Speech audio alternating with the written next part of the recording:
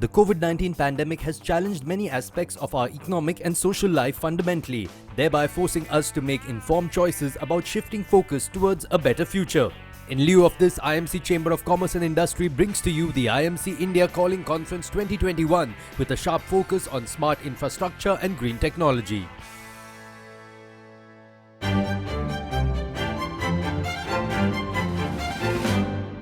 Our gratitude to our supporting partners, the Economic Diplomacy Division of the Ministry of External Affairs, Government of India, Invest India, and Maharashtra State Innovation Society. They have supported us for the past several years. Reliance Industries has always encouraged and been sponsoring our event. Big thanks to them. The name itself stands, India Calling. India is indeed calling entrepreneurs, financiers, innovators, technology experts, and others to come and take advantage of the transformation which is underway in India. Infrastructure must deliver effective smart mobility solutions while encouraging innovation, facilitating a collaborative ecosystem, and meeting sustainability goals. These challenges are part of the rapidly changing landscape of urban mobility. This year's theme of smart infrastructure and green technologies, mobility and sustainability is timely and of much relevance to meet the present-day challenges. It gives me a great pleasure to welcome you all at the IMC India Calling 2021, which is a flagship event of the IMC Chamber of Commerce and Industry. The event aims at attracting the Indian diaspora and international delegates world over to communicate, cooperate, and collaborate with India. Our Honorable Prime Minister Shri Narendra Modi ji has set a target to make this country a $5 trillion economy. There is a need to identify the growth drivers to achieve this target. Hence, we at IMC have chosen smart infrastructure and green technology, which can help the economy to take a quantum leap. In the last 5-6 months, post-August 2020, I think Indian economy has bounced back, and if you look at all the indicators, if you look at a lot of data, it is becoming clearer that all the three trends have reversed themselves. So the long-term, short-term, and the medium-term downturn have all reversed at the same time, and hence the kind of rebound we are experiencing is marvelous. We in the Ministry of External Affairs have been assisting the IFSC to conclude the requisite agreements with their counterpart institutions around the world, so that there is a framework in place where green bond issuance and green finance can take firm root within our economy. While the topic is fairly straightforward, it's Invest in India, obviously with a linkage towards smart infrastructure and green technology. I can't resist but start from the macro. We've got people here who are absolutely in tune with the macro, and then we'll come down to the actual topic of the session around smart infra and green energy. I think this will be a decade when we will see, we have the National Infrastructure Pipeline, which is a commitment of 100 trillion rupees to be spent in infrastructure over the next 5 years. And this includes all kinds of hard infrastructure, but I would say there's also emphasis on soft infrastructure. Just like physical capital, you need human capital, which is investment in skilling, training, education, enhancement of human capital, which translates into a demography which is ready for the employment of a higher quality or higher productivity or higher wage earners. That this will be a decade where we will see a very strong growth phase for India, driven by infrastructure, driven by demography, driven by savings. There have been some investors which unfortunately haven't had the best experience in the past. I mean, if you look at the infrastructure investment, I mean, I call it the fourth business cycle that I'm witnessing right now. And between the second and the third, there were a lot of equity investors who actually funded the development of some of the infrastructure projects. Now, I mean, if you speak to them, they have a very different view about India, because they possibly did not realize that the development of infrastructure investment in India could create certain challenges for them, considering that they are only finite period investors. So again, it depends on who you speak to. But I think they've supported that right through. That acknowledgement is there and that drive is there. Now, if I know that I'm seeking capital from somebody who is wanting their investment to be ESG compliant, I will actually drive that. Whether it is by saying that I need to not use the fossil fuels and I need to use more of the green fuels, if I may, or if it is to say that I need to have a particular social standard in terms of how I look at diversity, for instance. If it is about what is it that I'm giving back to society, and also at something, the governance part is obviously that. If private capital will always chase where it think it can make money. And if you look at the top 5 sectors of private equity, unfortunately, it does not include manufacturing. And I think that's me. Yes, it includes renewables now, because there has been significant amount of investment which has gone into renewables, and now we can see a wave of consolidation which is happening in that segment. But if you look at manufacturing, that's not been there. And when you speak about some of the new models, when we talk about, for instance, we talk about EV, we talk about batteries and so on and so forth. I think the thing that challenges them at this point in time is that, are these businesses scalable at this point in time? India being the fourth largest emitter, the sheer scale and urgency to make the green transition translates into a whole new business opportunity to invest in India, which will drive a massive investment boom, I feel, and create better quality jobs. The green tech space, with the vast array that comes under it of products and utility, is now going to be another pillar of growth that will drive the economy, I feel.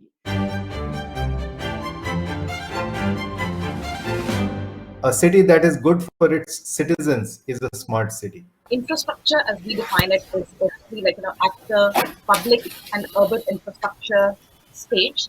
But there is also private infrastructure in terms of townships, in terms of buildings, which are consumers of electricity and power and so on. And there is also the associated infra, which relates to transport, mobility, so airports, railways, roadways, and so on. So all of that becomes a part of the wider smart infra framework as we define it. Even though you say make in India, and we are designing and getting it manufactured in India, if the component itself is not available, and it because of import restrictions and so on, then we need to really look at manufacturing down to the component level now, right? So that we have availability of things. I think in a nutshell, I'll say that from our lens at Gaia, we think a lot of design thinking and systems thinking to craft our solutions, and a lot of in-depth technical expertise that we bring in to look at the last mile implementation. And even when we are designing, knowing where the pitfalls are, knowing where the challenges are, is critical to design for resilience and to design for impact. But what I would like to lay more stress on in India is that we have smart cities, we are moving towards that, and it's a need of the hour. And the Honorable Prime Minister has taken huge initiatives and leads in this, right? But what we should be cautious about is the implementation, execution, and once that is done, the question is, how do you sustain and improvise? I think we should be very, very cautious on these two aspects. When we look at more of the smart infrastructure, we should have it adaptable to the Indian conditions, considering that the population, the economic income levels of the individuals, how do they sustain the cultural and other aspects. Otherwise, we would be having smart cities, but we will not be able to just be icons and nothing beyond that. So if we have these 5 things, livability, employment and ease of working, culture, sports and well-being, and lastly connectivity in any city, then I think that will become smart. Our country is so very diverse that I think to be really smart, we need to be extremely diverse. We need to have different modules. What will work in Mumbai will not work in Navi Mumbai. What will work in Navi Mumbai will not work in Raigad. What will work in Raigad will not work in Aurangabad. And what's working in Aurangabad is not going to work in Burhanpur. What will work in Burhanpur will not work in Bhopal, and vice versa. You can go all over.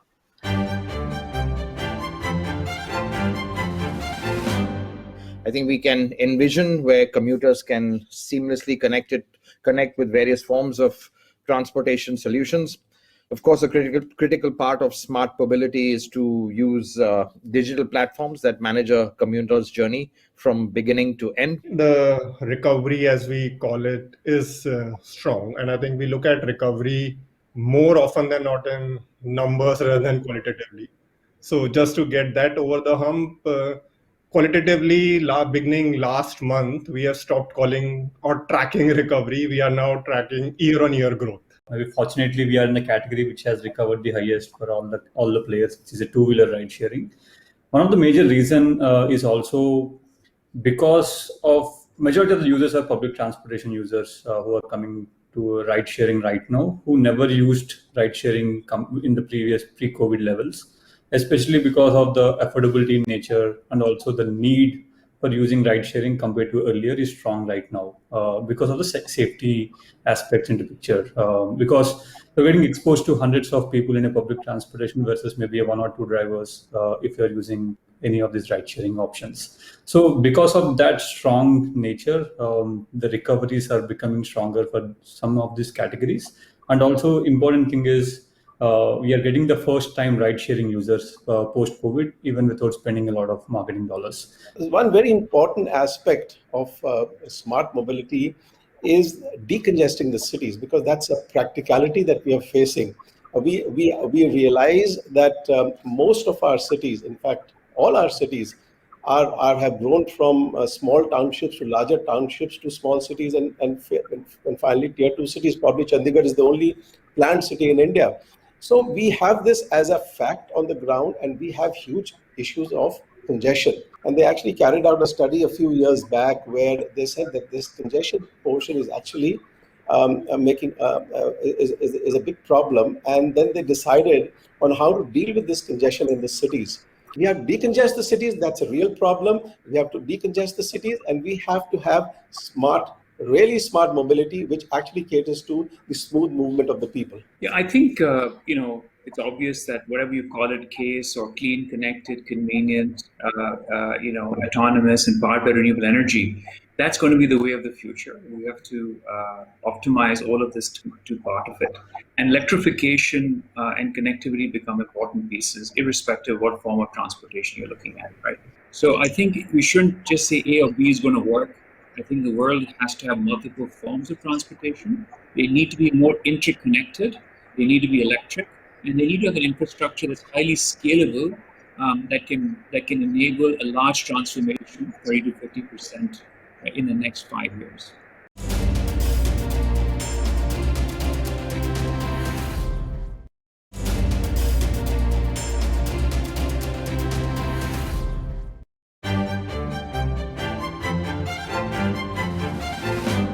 We aim to increase spending on climate solutions and to amplify the climate ecosystem by building the capacity of solution providers. Today, India is one of the youngest nations in the world, with more than 62% of its population in the working group from ages 15 to 59, and more than 54% of its total population below 25 years of age. It's estimated that the average age of the population in India by 2020 is 29 years, as against 40 years in the USA, 46 years in Europe, and 47 years in Japan. Machine learning, artificial intelligence, all of these have really skyrocketed in the last few decades. And we've been able to create platforms and opportunities for the youth to build the future that India deserves. Although leveraging technology in emerging markets like India is often nuanced and quite complex, it is also important to recognize that the technological trends that break through this multifaceted landscape have enormous impact. The reason I chose to be a part of the Innovation Society and why I continue working towards this mission of empowering startups across the state is that I firmly believe that startups have a very, very important role to play in how the Indian economy pans out over the next few years. 2020, despite being such a bad year because of COVID and all the other issues we faced, still somehow India managed to produce 11 unicorns this year. For those not too familiar with the startup ecosystem, unicorns are firms which have generated a valuation of more than $1 billion. About each early stage startup in India creates an average of about 12 jobs. Like Shloka mentioned, in the age of AI, ML, blockchain, and a lot of other things which mankind is not too familiar with. This does pose a solid challenge with respect to the job market, which lies ahead of us. However, historically, whenever there's automation which has happened, wherever mechanical jobs have been replaced with machines of any kind, there's also a significant number of other kind of jobs which have been created. So one school of thought, of course, says that for every mechanical job which is lost to a machinery today, there will be a significant number of other jobs created as well. What I have learned is working with the youths globally is that when this COVID happened, they were the ones who were actually in the forefront of doing multiple things. So they were very actively involved. But they are the ones who are very much affected by it as well. So what I would urge is, for the government and the businesses is to, give more attention and the flow of investments in digital learning, so the skills, those kind of skills can be given to the young people. The common conceit in the United States at the university level amongst venture capitalists like Peter Thiel is that there are two different worlds. There's the developing world and the developed world. And I would posit that this is actually not a very correct or helpful characterization of India's place in the world to come. Because the implicit assumption you're making when you describe a place like India as developing is that what India should do with the capital available to it in both the venture markets, in R&D in general, is to take the best ideas from the West and implement them so that you can reach the frontier. In other words, it shouldn't be that your goal to try and catch up. It should be to jump ahead.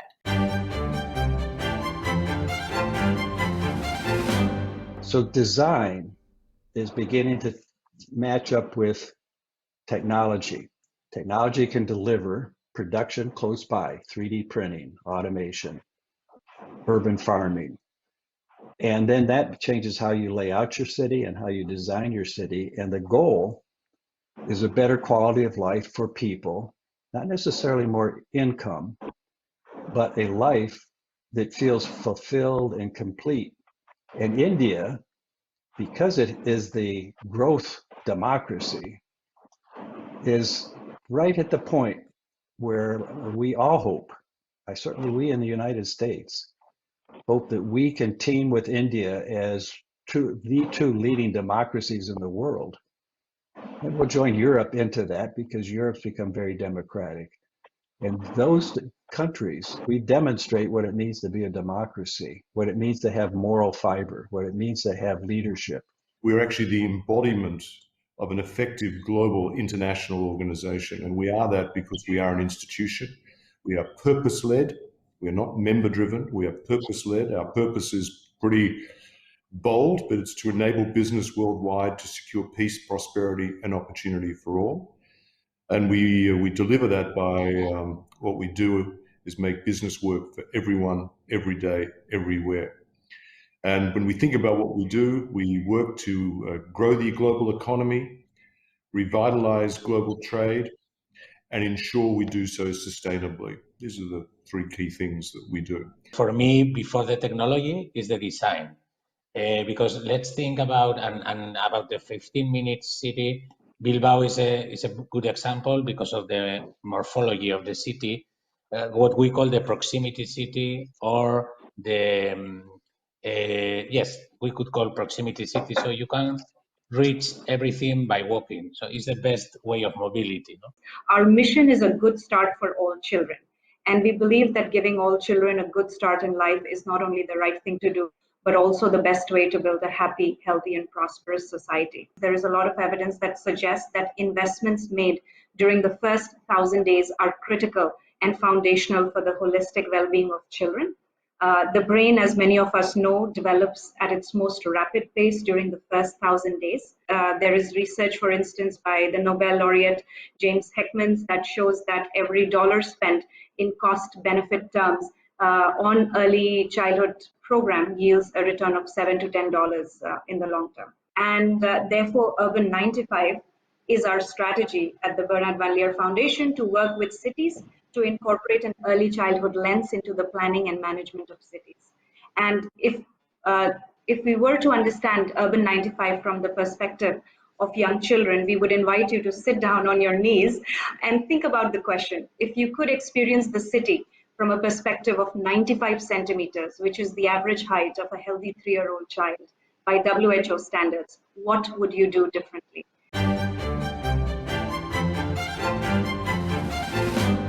India is calling, ladies and gentlemen, and it's calling the world as the world's fastest growing economy. India definitely is good news. In this fireside discussion, ladies and gentlemen, we look into more details, what it really mean in terms of sustainable growth, focusing on smart infrastructure in green technology. If you look back pre-COVID, the world had a different geopolitical framework, world had a different economic ranking.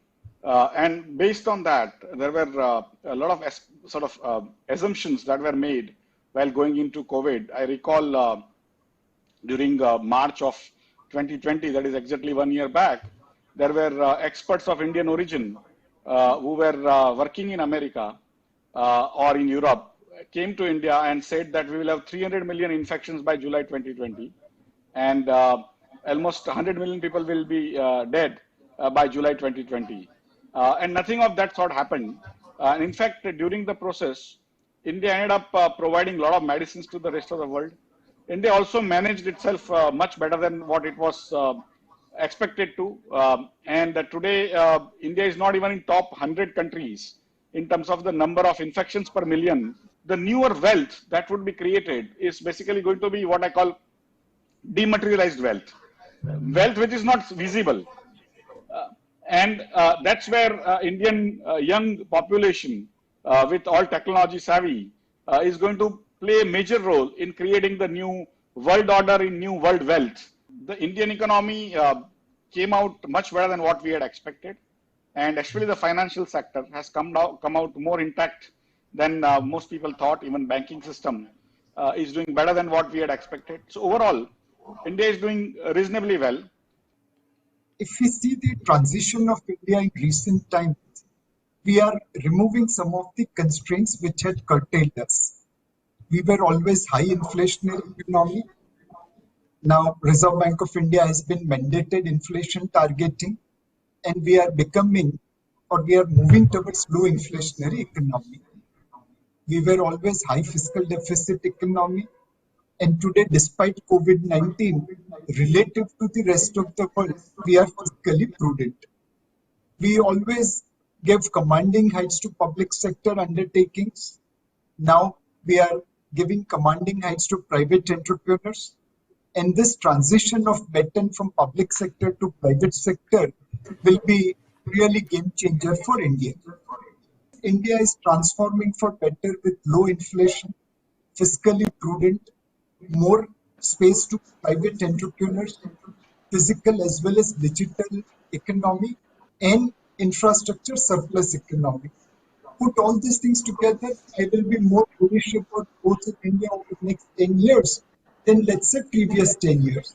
We are grateful to guest of honor, Shri P. Harish, Additional Secretary, Economic Relations and Head of Economic Diplomacy and States Division, Ministry of External Affairs. Mr. Rashesh Shah, Chairman, Edelweiss Group, for sparing their valuable time and sharing their perspectives. This India Calling Conference was sponsored by Reliance Industries Limited. IMC Chamber of Commerce and Industry is very grateful for their continuing support.